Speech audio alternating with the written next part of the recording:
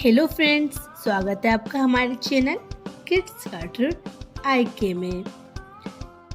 लड्डू ले लो, नारियल के लड्डू ले लो, ताजे ताजे लड्डू। एक बार खाओगे तो खाते ही रह जाओगे। अरे पिंटू भाई, जरा तुम्हारे नारियल के लड्डू तो खिलाना। मैंने बहुत तारीफ सुनी है तुम्हारे नारियल के लड्डू की। हाँ भाई, खाओ खाओ।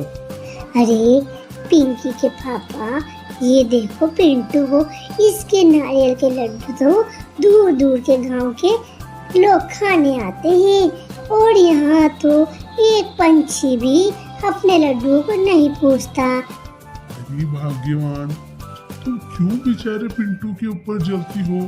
वो बहुत मेहनत से नारियल के लड्डू बनाता है। हाँ, तो क्या मैं मेहनत नहीं करती हूँ?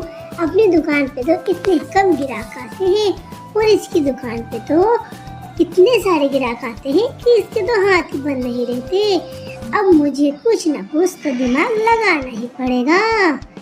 पिंकी चिड़िया जाकर बेचारे पिंटू के दूध में बहुत सारे नींबुओं का रस मिला देती है और उसके पेड़ के सारे नारियल आधी रात में आकर तोड़कर ले जाती है। अरे ये क्या हुआ? मेरा दूध पूरा फट गया है और ये मेरे पेड़ के नारियल भी कहाँ गए? अरे भाई, क्या हो गया? बहुत परेशान हो रहे हो? अरे पिंकी बहन, कल रात में आकर किसी ने मेरा दूध पूरा फाड़ दिया और मेरे पेड़ के नारियल भी सब गायब हो गए। अब मैं क्या करूँगा? मुझे तो एक बहुत बड़ा ऑर्डर आया था नारियल के लड्डुओं का। अरे भाई, तुम चिंता मत करो। वैसे भी इन नारियल के लड्डुओं से तो तुमने बहुत कमा लिया है। आज एक काम करते हैं, नारियल के लड्डुओं का ऑर्डर मैं दे देती हूँ। ठीक है बहन पिंकी, तुम दे दो। ये सुनकर पिंकी बहुत खुश होती है और गांव के राजा के पास अपने लड्डू लेकर जाती है। पर गांव के राजा को उसके लड्डू पसंद नहीं आते।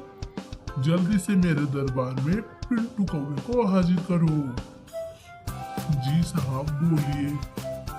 अरे ये क्या, आज तो तुम्हारे लड्डू बिल्कुल स्वादी था।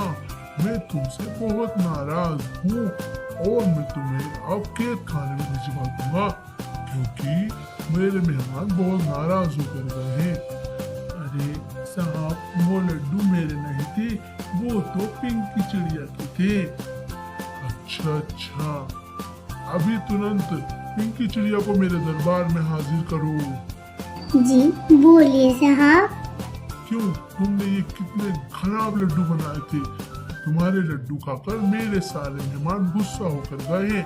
आज इसी वक्त तुम ये गांव छोड़कर चले जाओ, वरना मैं तुम्हें कैद खाने में भिजवा दूंगा।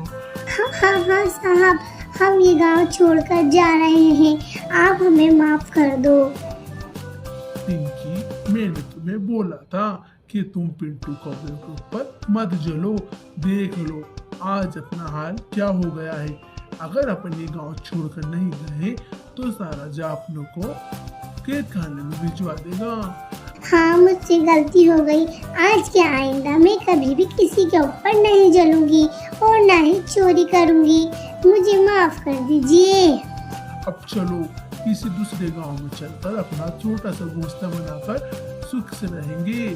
और उधर पिंटू कौवा भी अपने नारियल के लड्डुओं की दुकान वापस लगा लेता है और बहुत खुशी खुशी रहने लगता है। अरे चंचल बहन, तुम इतनी मायूस क्यों खड़ी हो? अरे बहन, आज भाई दूज है और मेरा भाई मेरे घर खाना खाने नहीं आया। अरे मैं तो बाजार किराने का राशन लेने जा रही हूँ क्योंकि मेरा भाई कौवा दूसरे गांव से आ रहा है और वो अपनी पत्नी को भी लेकर आ रहा है। हाँ, देखो मेरा भाई आ रहा है। हाँ चलो ठीक है, फिर मैं चलती हूँ। काश मेरा भाई भी आ जाता तो मैं भी बहुत खुशी खुशी भाई दूज मनाती। चंचल की सारी बातें उसका पति कौवा दूर खड़ा सुन रहा था। वो तुरंत दूसरे गांव में चंचल के भाई को बुलाने जाता है और कहता है, तुम मेरे साथ मेरे घर चलो। आज भाई दूज है। मेरी पत्नी बहुत परेशान हो रही है। उसकी सारी सहेलियां उसको बहुत जला रही है क्योंकि दूर दूर से उनके सब भाई आ रहे हैं।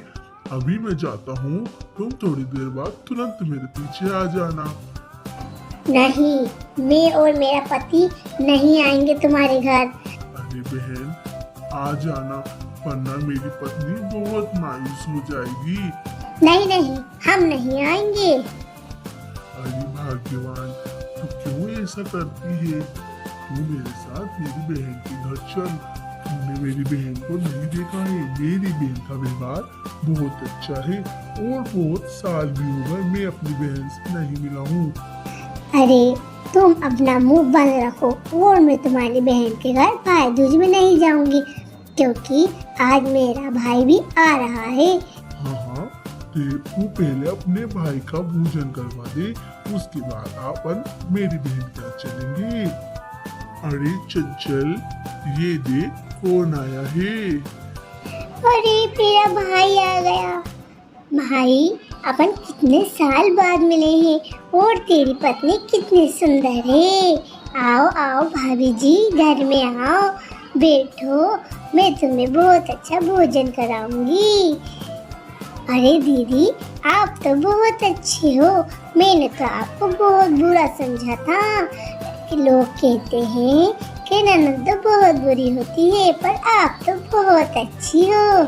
हाँ हाँ भाभी, आप भी बहुत अच्छी हो। आप आए हो तो मैं तो बहुत खुश हो गई हूँ। चलो जल्दी से भोजन कर आज अपन गांव की शेर पर चलेंगे। चंचल अपने भाई और अपनी भाभी को अपने घर आकर देख बहुत खुश होती है और उनको अच्छा सा भोजन करवाकर गांव की शेर पर ले जाती है। बहन, तुझे पता है आज मैं तेरे घर क्यों आया हूँ? नहीं भाई, मुझे नहीं पता है कि तुझे आज मेरे घर कौन लाया है।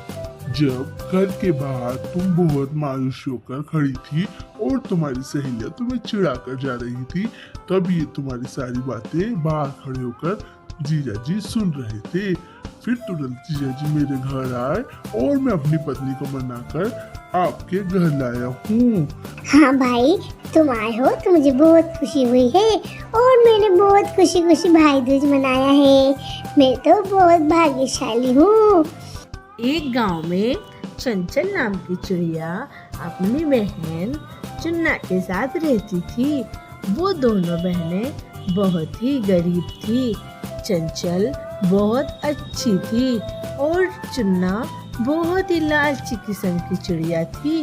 वो हमेशा सोचती थी कि मैं इधर उधर से कुछ काम करके अपना पेट भर लूं।